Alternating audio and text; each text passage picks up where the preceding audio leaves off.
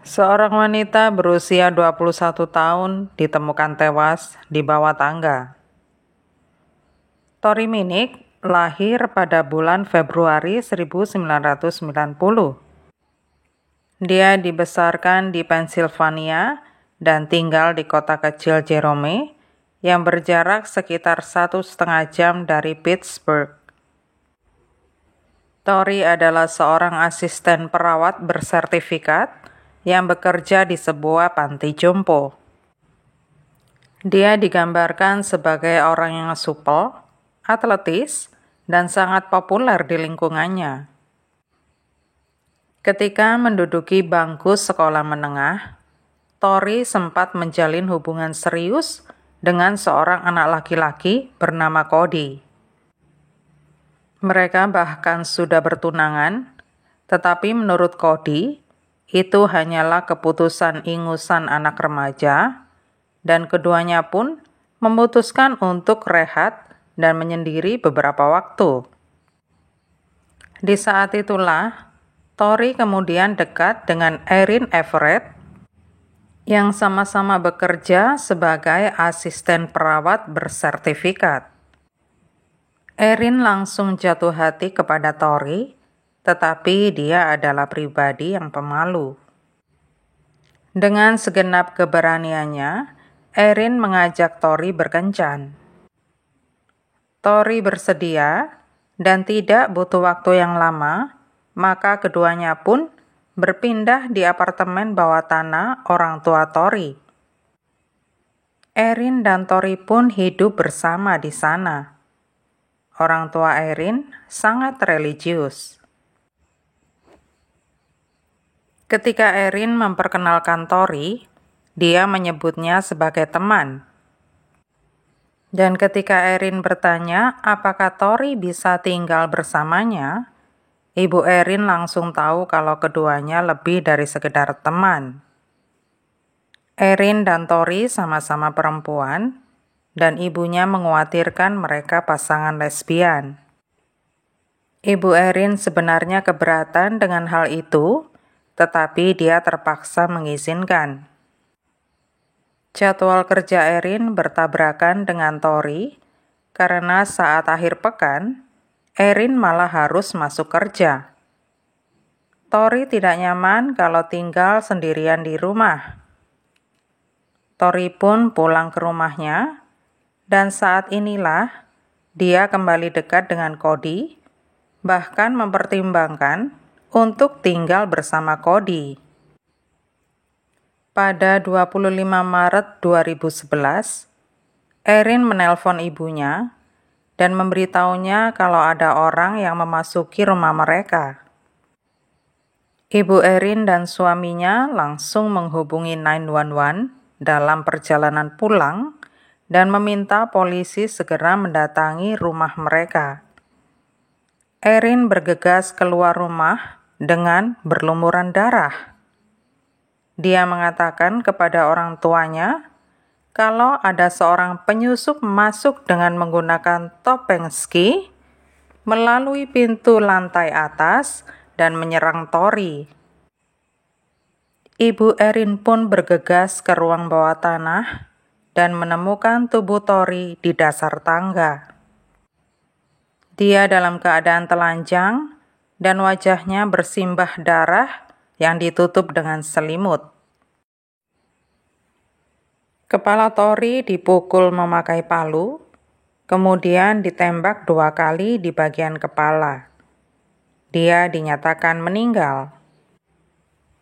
Erin pun segera dilarikan ke rumah sakit karena tubuhnya berlumuran darah dan ada memar di punggungnya. Di rumah sakit, Erin diinterogasi oleh polisi. Dia mengatakan kalau dia dan Tori sama-sama mendapat shift malam sebelumnya, dan pagi itu keduanya sama-sama tidur. Kedua orang tua Erin pagi-pagi sudah berangkat ke gereja, sementara dia dan Tori masih di tempat tidur. Erin mengatakan dia mendengar kaca pecah dan kemudian masuklah pria bertopeng ski dan berlari menuruni tangga. Dia menyerang Tori, dan pria itu mendorong Erin saat hendak menolong Tori dan mencoba menghentikan serangannya. Erin yakin sekali kalau pria itu adalah Cody, mantan Tori. Pria itu berkata, "Kalau aku tidak bisa memiliki dia, maka tidak seorang pun bisa." Tepat sesaat sebelum menembak Tori dan segera berlari meninggalkan tempat kejadian. Polisi langsung mencari Cody. Saat berkendara pulang dari tempat kerjanya di gudang CVS, polisi meminta Cody menepi. Cody mengatakan kalau dia dan Tori masih tetap berpacaran, bahkan berencana untuk tinggal bersama. Polisi kemudian memberitahunya kalau Tori sudah meninggal dan dia tampak hancur. Alibi Cody sangat kuat karena saat kejadian, dia sedang dalam jam kerja. Cody pun dicoret dari daftar tersangka. Polisi kembali lagi ke Erin. Mereka kembali memeriksa TKP dengan lebih cermat. Mereka menemukan bahwa pecahan kaca tercecer di beranda. Padahal kalau dipecahkan dari luar sesuai dengan kesaksian Erin, pecahan kaca seharusnya berada di dalam rumah. Kalau ini, kesannya orang dalam rumah yang menendang kaca. Polisi membawa Erin ke kantor dan memberitahukan kalau menurut polisi, penyusup bertopeng tidak terlibat dalam pembunuhan Tori.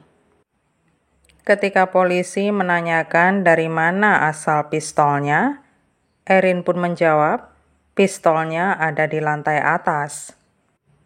Setelah menjawab demikian, Erin pun tidak berkutik dan mengakui kejahatannya. Erin melanjutkan dengan mengatakan bahwa dialah yang menembak Tori 2 kali saat dia tidur, tetapi Tori belum mati. Saat itulah Erin mengambil palu karena dia masih mendengar erangan Tori yang membuatnya tidak enak. Rencana awal Erin adalah menyeret tubuh Tori menaiki tangga dan memasukkan mayatnya ke dalam bagasi mobilnya. Tetapi karena tidak kuat, Erin pun panik, kemudian melakukan pembobolan kaca. Erin juga mengatakan bahwa dia meminta pertolongan Billy dengan maksud meminta pertolongannya untuk menyingkirkan tubuh Tori. Sekilas tentang Billy, dulu dia pernah berkencan dengan sepupu Erin, tetapi dia malah jatuh cinta kepada Erin. Keduanya pun sering berkomunikasi, dan Erin pun sering berbagi cerita dan masalahnya dengan Tori kepada Billy. Cukup jelas bagi polisi bahwa kematian Tori sudah direncanakan. Buruknya lagi, Billy bahkan sudah mengajari tahap-tahap memuat dan menembakkan pistol kepada Erin. Billy kemudian minta foto telanjang Erin dan bukti bahwa dia sudah membunuh Tori. Billy pun dibawa ke kantor polisi dan dia membantah terlibat, tetapi dia mengakui kalau sudah menghapus semua teksnya sehari sebelumnya. Polisi berhasil mengembalikan teks yang sudah dihapus yang membenarkan pengakuan Erin. Penuntut mengatakan bahwa Erin adalah pembunuh berdarah dingin dan pembunuhan Tori memang sudah direncanakan. Erin sangat mencintai Tori dan tidak akan pernah meninggalkannya.